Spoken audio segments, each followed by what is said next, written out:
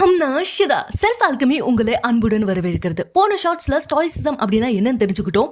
Com strength, அமைதியுடன் கூடிய வலிமை. ஸ்டாயிக் பிலாசபியை பின்பற்றின நபர்கள்ல முக்கியமான 4 நபர்கள். முதல் நபர் ஜீனோ, ஸ்டாயிக் பிலாசபியை உருவாக்கியவர்.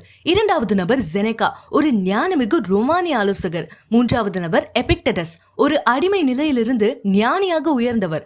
நான்காவது மார்க்கஸ் ஒரீலியஸ், ஒரு தத்துவ அரசர். இவர் எழுதின மெடிடேஷன் அப்படிங்கிற புத்தகத்தை தான் நாம இப்போ படிக்க இருக்கோம். மார்க்கஸ் ஒரீலியஸ் 4வது இடத்துல இருக்கலாம், ஆனா அவருடைய தாக்கம் அரசருக்கு உரியதாக இருந்தது.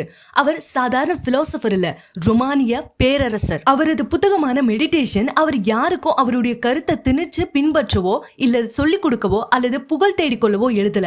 அது அவருடைய தனிப்பட்ட தினசரி குறிப்புகள். நம்ம பர்சனல் டைரியில எழுதுவோம் பாத்தீங்களா நம்ம கருத்தெல்லாம், அந்த மாதிரி. எப்படி ஞானத்துடனும் நியாயத்துடனும் மற்றும் சுய கட்டுப்பாடுடன் வாழ்வது என்று தனக்கு தானே நினைவூட்ட எழுதியது. அவருடைய கடுமையான காலகட்டத்துல கூட தனது ஆட்சியை அதிகாரத்தின் பேரிலோ பயத்துடன் கூடிய ஆட்சியாக இல்லாமல் ஸ்டாயிக் கொள்கையின் அடிப்படையில் நடத்தினார். நெறியுடன், கருணையுடன், கடமை உணர்வுடன். மார்க்கஸ் ஒரீலியஸ் நமக்காக எழுதல, இருந்தாலும் கூட இன்னும் அவரது குறிப்புகள் நம்முடன் உரையாடி கொண்டும் நம்மளை நெறிப்படுத்திக் கொண்டும் தான் இருக்கிறது.